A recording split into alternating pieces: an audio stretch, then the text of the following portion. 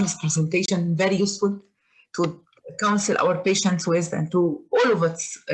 I think this presentation is very useful in our practice for clinician and for patients. Thank you so much. Now the floor is open for questions. رغدة. أيوة يا دكتور مع حضرتك. Any question? Can you raise hand? في شاتس كده أنا شايفاه.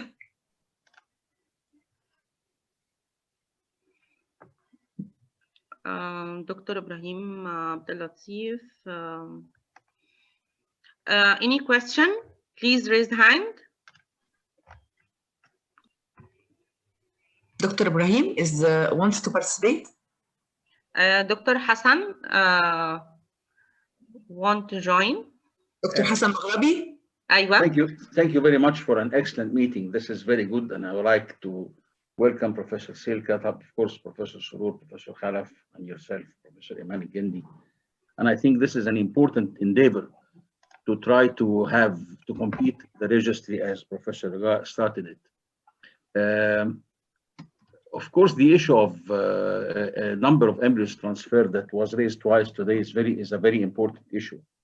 And my question is, when this set started in Brussels on 2003, it was supported by reimbursement of 6 cycles. The problem is that the patients are paying off their own pockets.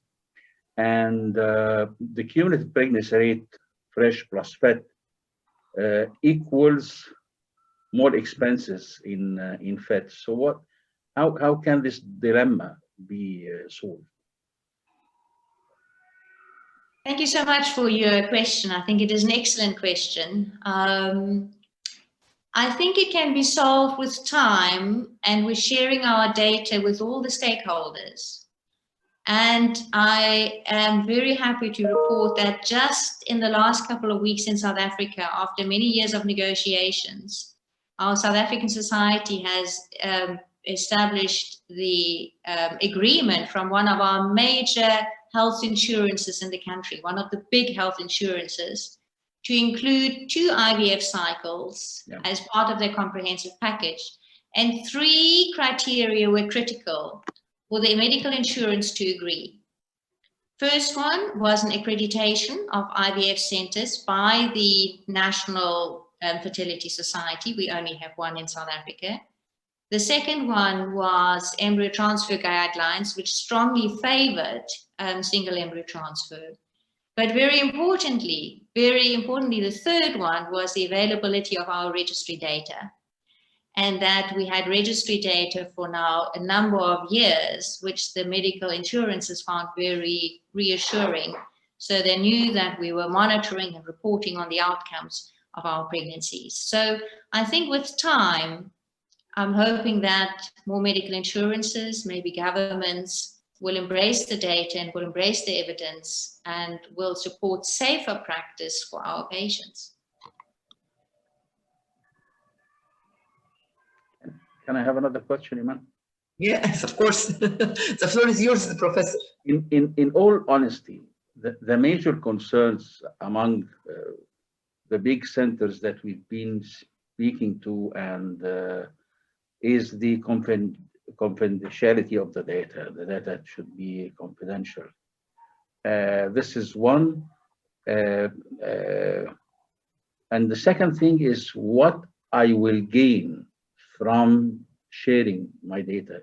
Of course, you showed 3 very important things, but these are the main concerns. Why should I do this? And how can I guarantee that this will be confidential? It's not me. It's not my concern. It's the concern of a lot of people. I think it is a very important concern, and it's a very valid concern. I will address the confidentiality of data in my second presentation because it's central.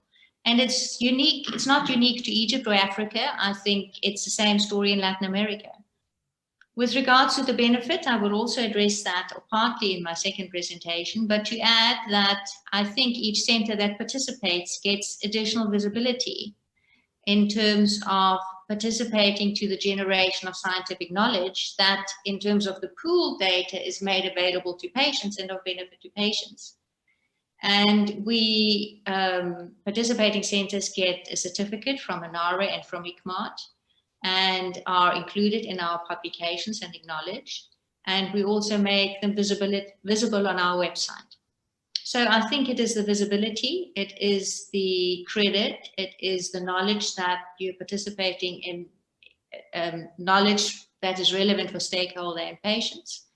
And data is flowing in both directions, and I will talk about that in my second part.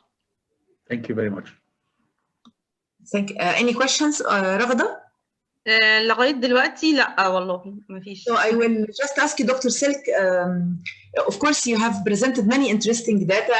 Each one of them could be a source of a separate study by itself. For women from Africa having age of 40 and more, okay? There have been classification in this age category, I mean from age 40 to 42, age 43 to 45, and is there any cycles having 45 or more? Because, you know, there have been variable cutoffs. Some people stop at the age of 43, others at age of 45.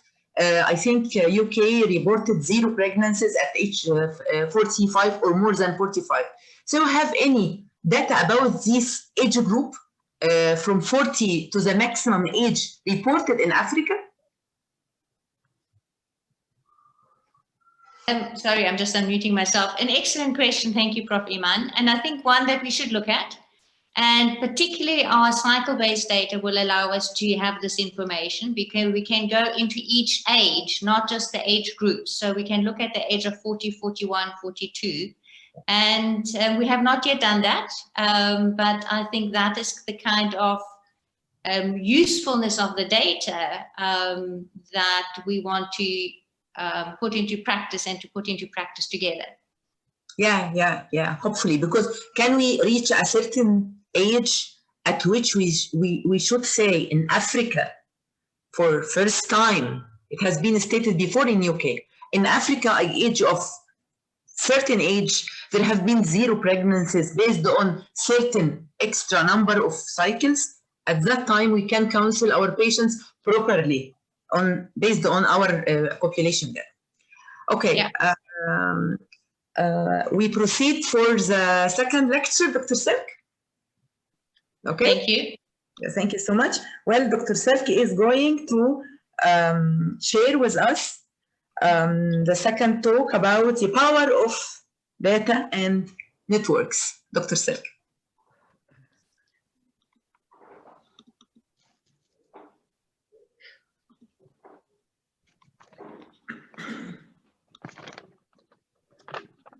I'm coming up with my presentation. Apologies.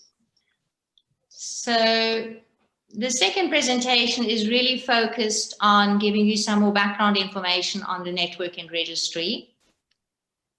How do I advance here? And this time I want to start with this proverb from Africa. If you want to go fast, go alone. If you want to go far, go together. And in Africa, we still have a long way to go before we can reach best possible reproductive health for all. So we need to go together. It is therefore the vision of ANARA to reduce the burden of infertility, the very high burden of infertility in Africa through assisted reproductive technology that is as visible, as accessible, and as effective and safe as we can possibly make it. And we recognize that in order to do so, we need data and we need people. So we need to bring together people and people with data, and that is our mission. More specifically, the objectives of ANARA are to establish an Africa-wide network of IoT centers to collect, protect, and report the data, and to make participation in the network and the registry attractive, and as long as we can have support for maintaining our software, and industry is helping us with that, to make participation in the registry free.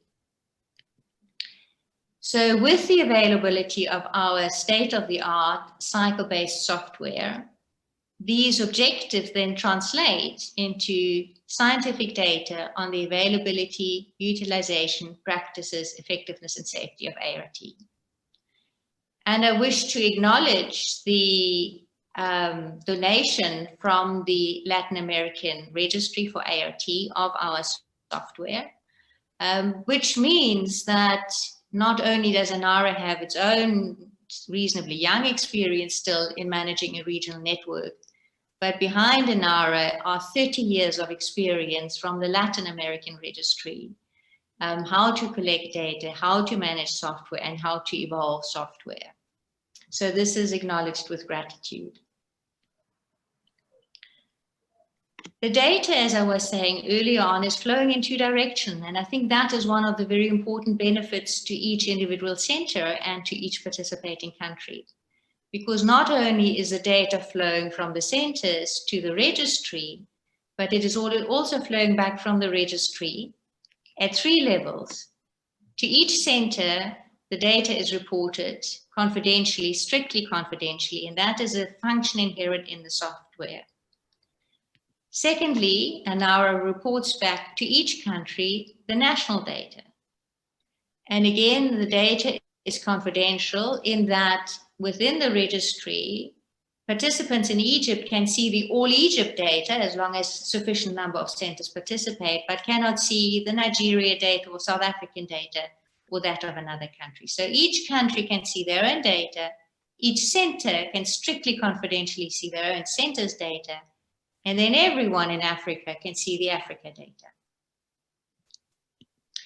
And to emphasize that ANARA takes data protection very, very seriously. No data will be ever disclosed. And even the disclosure of the national data, although we recognize and protect the national ownership of data,